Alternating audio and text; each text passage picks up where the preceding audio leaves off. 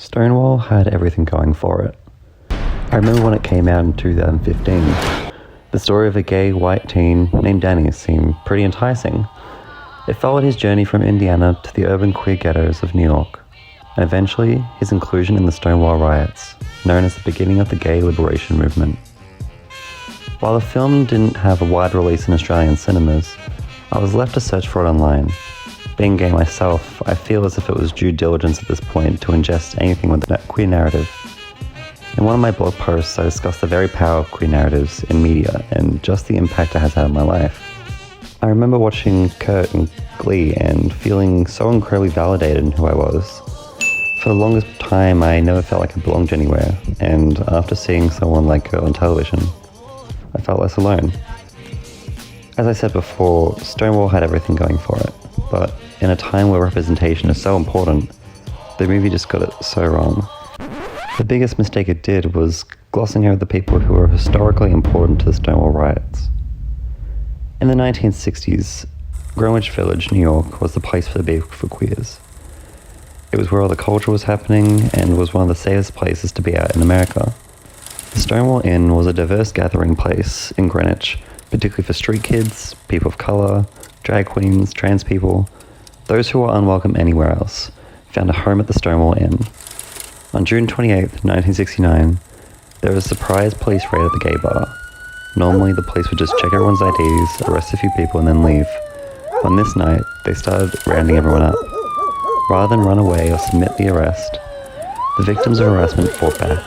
They threw rocks and bottles, smashed police cars, and chased the cops from the neighborhood. No one knows for sure who started the riot, but some of the people who were involved include Marsha P. Johnson, a trans woman who was said to have smashed a police car, Stormy Delavari, a lesbian who was said to have thrown the first punch, and Sylvia Rivera, a 17 non-binary drag queen. What were they fighting for? To be left alone. These are people who had been marginalized and trapped and harassed for years. All they wanted to was be able to be together in peace and free to be who they are. While the complete lack of diversity and whitewashing in Stonewall is an obvious oversight in the historical inaccuracy the film brings, one standout feature is the film's protagonist, Danny. In an interview, director Roland Emmerich referred to the main character as straight acting. For straight people, Danny is a very easy in. Danny's very straight acting, straight audiences can feel for him. So, what do people really mean when they use that term? It means not acting stereotypically effeminate, because for a man to have feminine traits is bad. I'm reminded of the lecture on representation taught by Tressa. She goes on to discuss how the dominant narrative can be explored in media, and how the story we mainly hear about becomes what we think is the norm.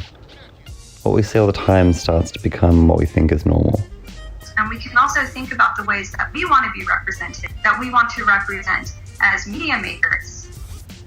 In saying this, it is offensive that someone will use the term straight acting when directing a movie about queer liberation, when it's written into the gay lifestyle to challenge these dominant narratives in society. Obviously, Roland didn't pick up on any of the lessons from the actual riots, which were all about fighting for the right to not have to be straight acting.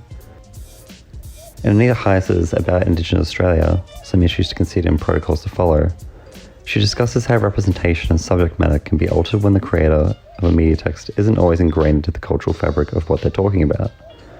The Stonewall riots occurred because of effeminate men, trans women, people of colour. While Roland himself is gay, he is none of the previously mentioned things. His understandings of the riots and of queer culture stems from a linear understanding of his own experiences in gay culture, and therein lies the problem with Stonewall. It wasn't created for trans people, people of colour, drag queens by trans people, people of colour or drag queens. It is created by a cis white gay for a straight audience.